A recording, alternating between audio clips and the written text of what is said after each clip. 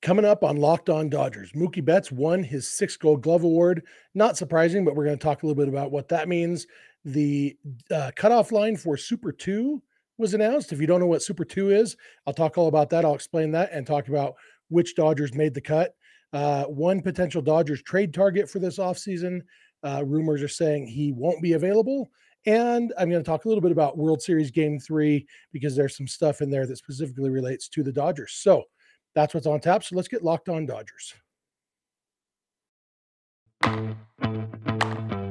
You are Locked On Dodgers, your daily Los Angeles Dodgers podcast. Part of the Locked On Podcast Network, your team every day.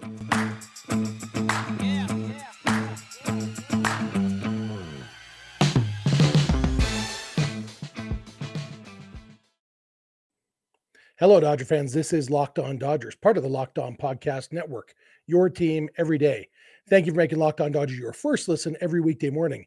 Remember, this show is free and available on all podcast platforms and on YouTube simply by searching for Locked On Dodgers. Or even better, go ahead and subscribe wherever you're watching or listening right now, and then you'll never miss a day because you know we're not going to. If this is your first time with us, my name is Jeff Snyder. My co-host normally is Vince Samperio. As I mentioned yesterday, it's just me this week. Vince is in Philadelphia and then in Houston covering the World Series.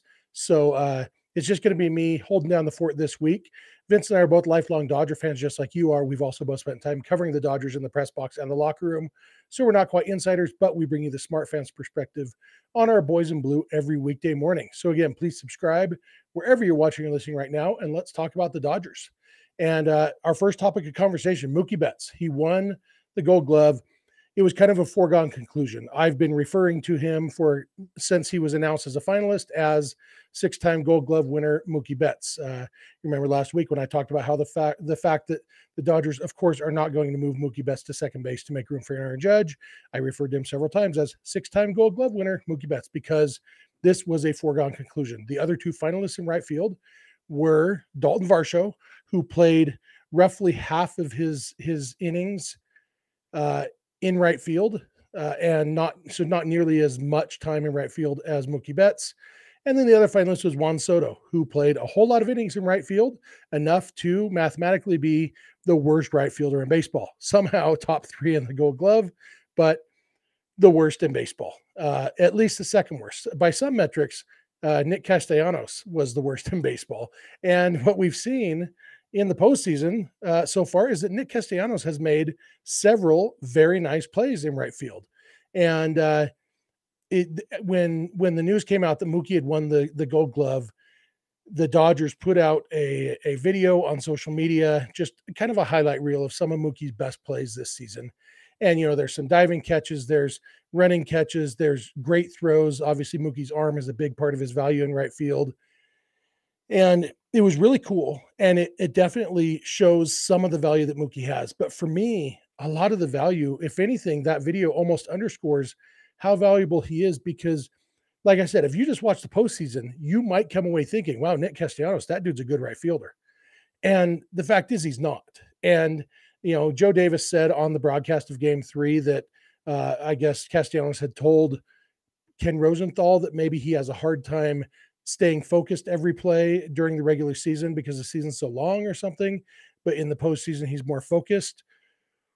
If that's really the case, man, I'd hate to hear that as his manager. Like, it's 3 outs an inning. Like, go out there and focus for 10 minutes at a time. It really isn't that hard. And, that's easy for me. I don't know. I don't know if Castellanos has focus issues. I don't know. But the fact that he's able to focus on every pitch in the postseason, but not in the regular season, kind of tells me it's mostly an effort thing more than anything else. So I wouldn't be thrilled to hear my right fielder say that after statistically being one of the 2 worst outfielders in baseball this year. But, but anyway, back to my point is if you just watch the postseason, you would think Castellanos was very, very good because he's made some spectacular plays. And Mookie's highlight reel was a collection of those spectacular plays. But for me, a lot of what makes Mookie so valuable is, even last year, Mookie was making some really nice plays, but overall, he didn't have the range that he had in the past. He didn't, the hip injury really nagged at him in 2021. in 2022, he was healthy. And where we really saw his value was, yeah, he makes the diving catches. He also makes catches where he doesn't have to dive because he got such a good jump. And we don't notice those quite as much. They don't stand out in our memory because it's hard to tell sometimes. I remember in the 2020 postseason, might have been in the World Series, there was a play, a little blooper hit to right center that Cody Bellinger made the catch on. And he made just a running catch, caught it on the fly on his feet. And we found out later that that ball had a 5% catch probability. Cody just got such a good jump and was so fast, so much range. He made it look easy when it was literally almost impossible. And Mookie's kind of the same way in right field. He gets a very good jump, has good speed, and just gets to balls. And so a lot of his value comes from the plays that we don't even think twice about. But I think if you put him and Nick Castellanos, I think every play that Nick Castellanos has made a diving catch on in this postseason, I think Mookie would have caught standing up. Is basically what it boils down to. And a diving catch isn't always a great play. It's always better than a diving not catch. But a lot of times a diving catch is because you didn't have the range to get to the ball. And so a lot of Mookie's value comes from those plays. We see the highlights of the great throws. What we don't think as much about is the times that guys didn't even try to take an extra base because they knew Mookie was going to throw them out. He saves more runs by guys not even trying to take the extra base than he does by throwing guys out. And he saves plenty by throwing guys out. But it's something that a highlight reel can't really show you. And that's why the fact that managers and coaches vote on the Gold Gloves really rubs me the wrong way because they are not watching those games. And if anything, they're seeing the highlights. They're seeing the diving catches. They're seeing the great throws. Juan Soto has a good arm. And so, yeah, he's thrown some guys out. And I think managers and coaches see that and think, oh, Juan Soto, he's got good speed. He has a good arm. I bet he's a good defensive outfielder. I'm going to put him in my top 3 for Gold Glove. And then you find out, oh, no, he's actually really, really, really, really bad in right field. But you have guys voting on this who aren't watching every day. And what they are seeing is just the highlight reel. And Mookie's value, yeah, Mookie won the award, good, because he had enough of those highlight reel plays, even though it's like he won the award for the wrong reasons, because his value mostly comes from the ones that don't make the highlight reel, but, bring the bulk of his value. And, they do include a sabermetric component in the voting or in the awards these days. It's 25% of the award. And so that probably helps. But yeah, it's a tricky thing. But anyway, I'm glad Mookie won is basically what it boils down to, because he absolutely deserves it. He was so good defensively. And when he's healthy, he is just outstanding, which is why he's not going to move to second base.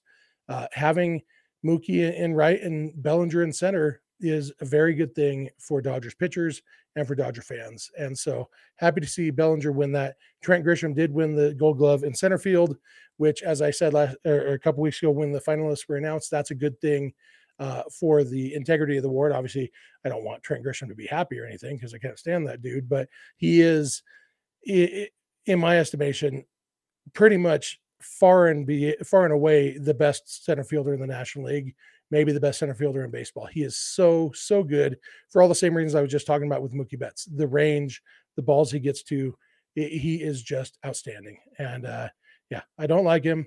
I don't wish any harm on him. I just, he's got that face, but yeah, he won that award. Tyler Anderson didn't win for pitcher. I think he was maybe the only other finalist. Maybe Trey Turner was a finalist. Anyway, Mookie was the only Gold Glove winner for the Dodgers, but he was very, very deserving, and I'm glad he won. I'm going to come back in a minute. I'm going to talk about Super 2 and what that means and who qualified from the Dodgers. And I'm going to talk about one potential Dodgers trade target who probably might not be a target after all. So thank you for making Locked On Dodgers your first listen every weekday morning. And please keep it Locked On Dodgers.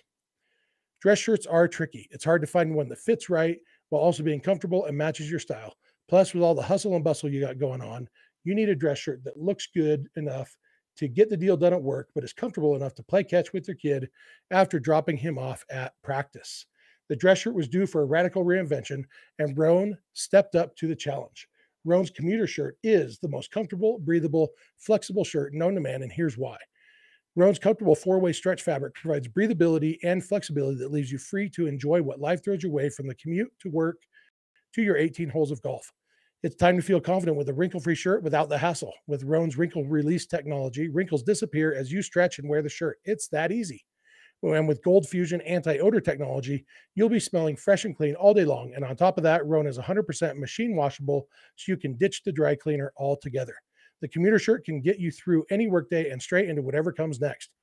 Head to rowan.com/lockedon and use promo code LOCKEDON to save 20% off your entire order. That's 20% off your entire order when you head to RHONE.com/lockedon and use code LOCKEDON. All right, I am back. I want to thank you again for making Locked On Dodgers your first listen every weekday morning. It really does mean a lot to us. We'd love to hear your thoughts. If you're watching on YouTube, please comment in the YouTube comment section. Let us know what you think. If you're listening on the podcast, we'd love to hear from you on social media or email or voicemail or text. I will give all the contact info at the end, like I always do. Next topic of conversation is the Super Twos. And if you're not familiar with that phrase, I will explain what it means really quick.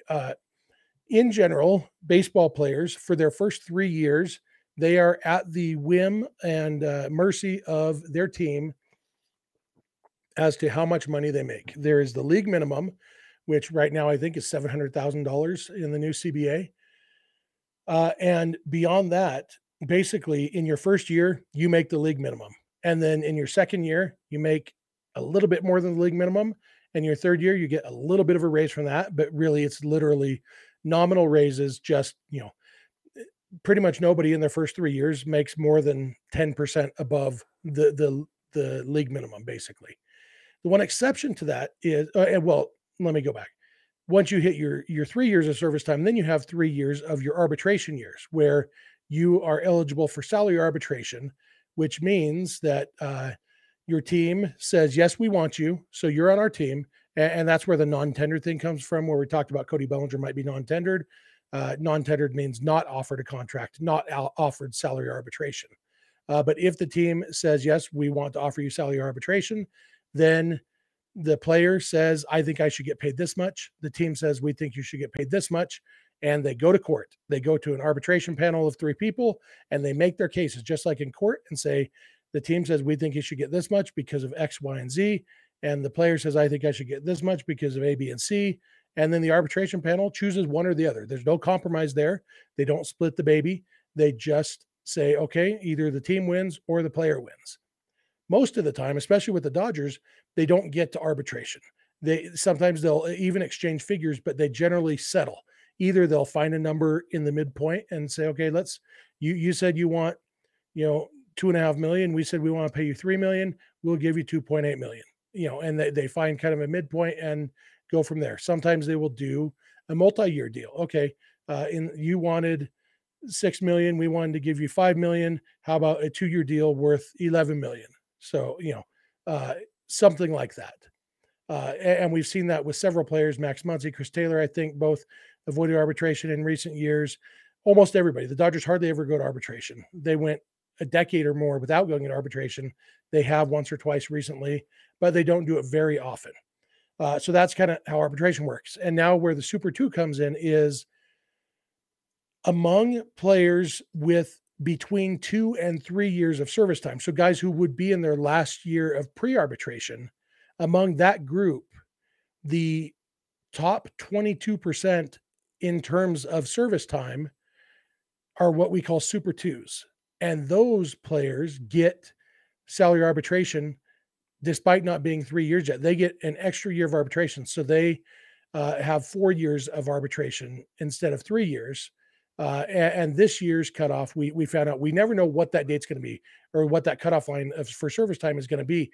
The teams guess, okay, it's probably going to be about here, but we don't really know until the end because, if a guy gets sent down to the minors in September, his service time stops. And so they have to figure out, okay, how many players were there between 2 and 3 years and what was the service time, so they can figure out the top 22% of the players. And this year, the cutoff date was like 2 years and 128 days. For purposes of service time, 180 days is a full season. And so I think the cutoff was 2 years and 128 days. And the Dodgers had 3 players who had more than that, who had less than 3 years of service time, but more than 2 years and 128 days. And so those 3 players are what we call Super 2 players, and they are therefore eligible for salary arbitration. This doesn't come as a surprise to anybody. These three players, it's Brusdar Graterol, who had 2 years, 167 days. So he was only 13 days short of 3 years of service time. Tony Gonsolin, 2 years, 152 days, and Evan Phillips, 2 years, 136 days. All three of those guys, everybody knew those guys are going to be Super 2s. Gavin Lux came within, I think, 8 days of service time of being a Super 2, but instead he will have 1 more year of pre-arbitration and then 3 years of arbitration like a normal player. But those three guys, Graterol, Gonsolin, and Phillips, are all Super 2s and eligible for arbitration, which means instead of making $750,000 next year, MLB Trade Rumors has them projected to make quite a bit more. As Brusdar Graterol projected to make $1.2 million, so almost twice as much as what he would have made. Evan Phillips, $1.4 million, even closer to twice as much, and Tony Gonsolin estimated at $3.5 million, so almost 4 times as much. No, more than 4 times as much as what he would have made if he was still pre-arbitration. It's a big deal, especially for Gonsolin. Making $3.5 million instead of $750,000, that's a big deal. It's the first big payday. It's the first big payday for all these guys. And all three of those guys deserve it. And really, you can make a case that all three of them will still be bargains if they pitch as well as they did this year. Graterol didn't have a great season overall. It was solid, but not great. But between June 8th and September 25th, he had an 0.81 ERA in 21 games. Yeah, if he could do anything close to that, he's a super bargain at $1.2 million. Evan Phillips was their best reliever. He could be their closer next year if they choose to go that route. And at $1.4 million, could be the best bargain in baseball. And then Gonsolin, was a Cy Young contender until he got hurt. And I talked the other day how he might be affected by banning the shift. We don't know. But if he can come close to replicating his season last year, he's a huge bargain at $3.5 million. But it's just kind of one of those things. The Dodgers have 12 players now who are eligible for arbitration. There were 9 who we already knew, ranging from Cody Bellinger, who has 5 years, 160 days of service time. So if Cody had 20 more days of service time, he would be a free agent right now. But he didn't, ranging all the way down to Edwin Rios, who has 3 years and 3 days of service time. So he will be eligible for salary arbitration too. And beyond that, we add these 3 more. So there's now 12 guys. It'll be interesting to see if they settle, if they go to arbitration with any of them. Obviously, Cody Bellinger being even offered a contract is one of the big questions. A lot to think about, but that Super 2 line did come out. And so now we know for sure exactly which players will be eligible for arbitration. One other thing I want to talk about in this segment, changing gears, is knowing that the Dodgers have 3 starting pitchers who are going into free agency, including 2 guys who made the All-Star team this year, Clayton Kershaw, Tyler Anderson, and Andrew Heaney. And then you've got Trey Turner's going into free agency. Justin Turner might be going into free agency. That's the left side of your infield. It's, 2 of your top 5 in your batting order a lot of days. Cody Bellinger, not sure what he's going to be. And so the Dodgers have some question marks at pitching and in the batter's box for their roster. And so there were some rumors when we heard, Angels are up for sale. Shohei Ohtani's unhappy. Could Ohtani be an option for the Dodgers?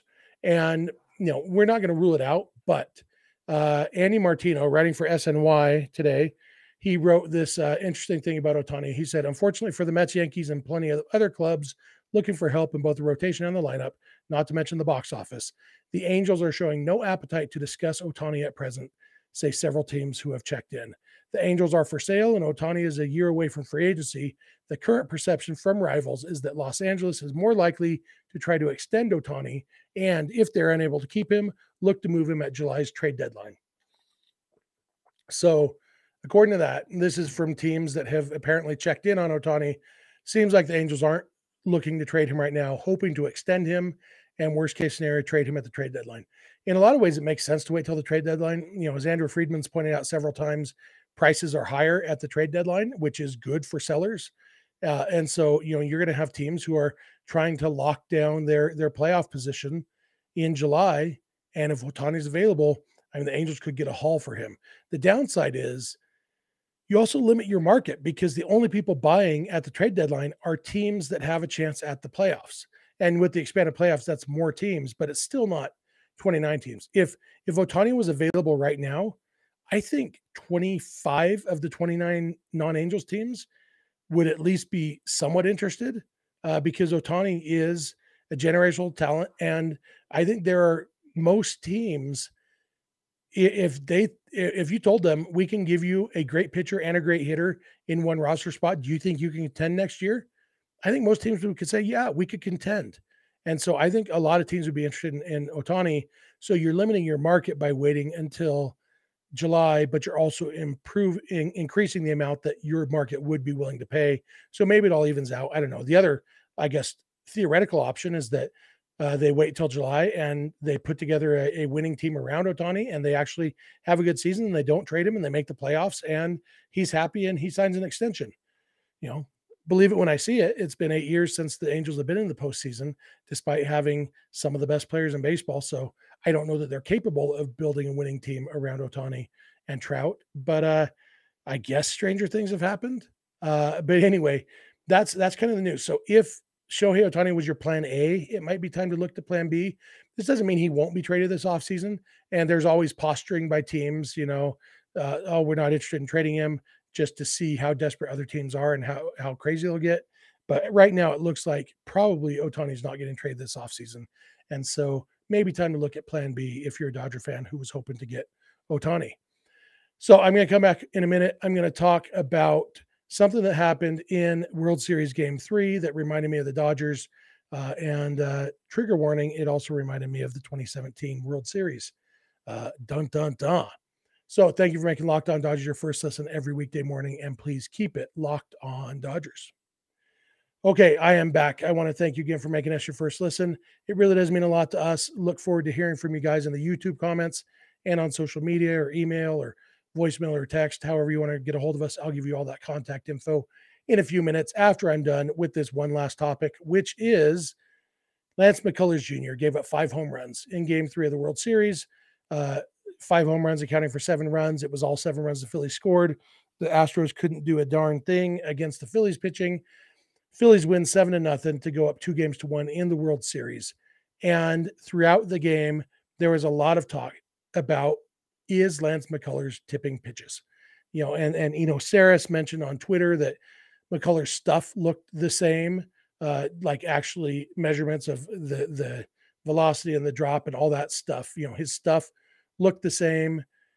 And so it wasn't a stuff issue. And one thing that really kind of made people wonder was after Bryce Harper hit his home run in the first inning, he, on camera, hollered over at Alec Bohm, who was in the on-deck circle, and whispered something in his ear. And then Bohm didn't get up that inning, but Bohm led off the next inning and hit a home run. And so it's like, did Bryce Harper spot something? And they tried to get Harper to give that away. That a couple times, during the game, talking to Harper and Rhys Hoskins, I think, in the dugout, and then talking to Harper again after the game, asking what they saw. And everybody stuck to the script. We just had a good game plan against him. We know he likes his off-speed stuff, just trying to make him come into the zone, blah, blah, blah, blah, the things baseball players say. But to give up 5 home runs in a game, it makes you think, wow, he might be tipping his pitches. And, I saw Will Middlebrooks and a couple other former ball players mentioning it on social media that he must be tipping it somehow. Nobody picked up what he was tipping. Dusty Baker said after the game, we didn't spot anything that he was tipping, but it seems like there's a chance at least that the Phillies spotted something. And whether they did or not, what I want to talk about and what it reminded me of is the fact that everybody understands that if McCullers is accidentally telling hitters what pitch is coming, that is going to increase the hitter's chances of success against him. That is something that is so obvious that no one questions it. And yet there are still people who still stick to the line of, like, we know the Astros stole signs in 2017, but we don't actually know that it helped them any. I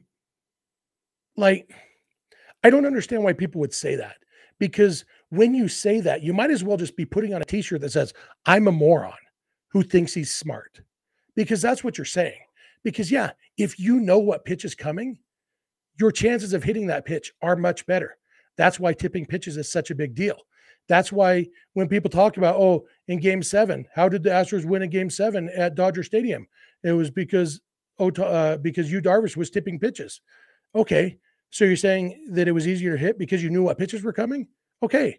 So, and I understand, like, in the aggregate, one of the arguments I've seen is overall it might not have benefited them much because sometimes you have false positives, or if the trash can banger gets it wrong and tells you a curveball is coming, and then you actually get a fastball, then you have no chance of hitting it. And so, yeah, there's chances of that. But the fact is, when you know what pitch is coming, like, for example, in game 5 of the 2017 World Series, when Clayton Kershaw threw, 48 breaking balls, and the Astros swung and missed at either 0 or 1 of them, depending on who you listen to.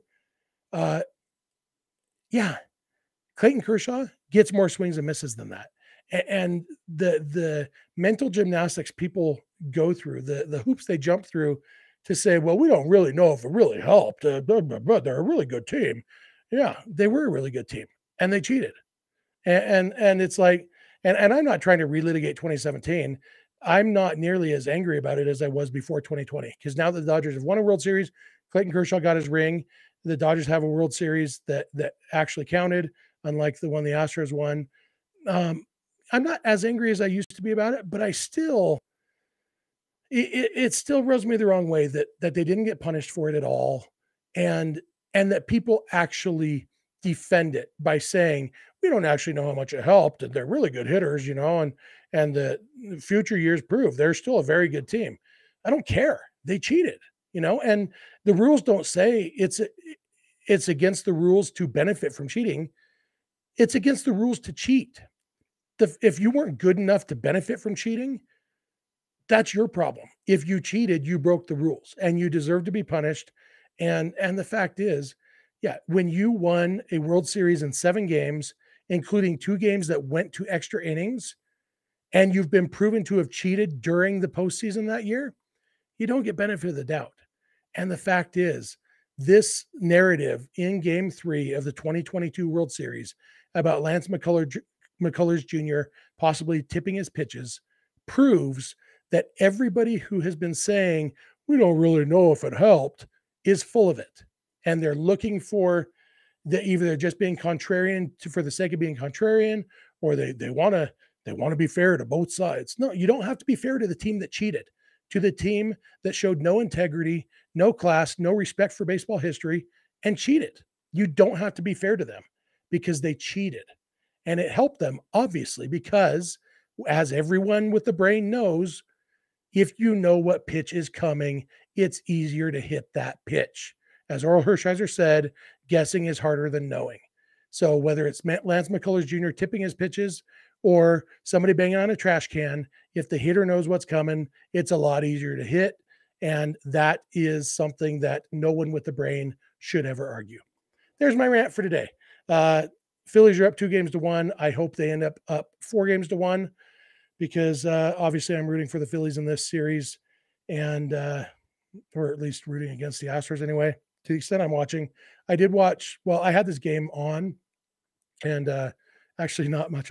Turned it off after the first inning because my son wanted to watch Psych. He's been binging Psych, and I'd rather watch Psych than the World Series right now.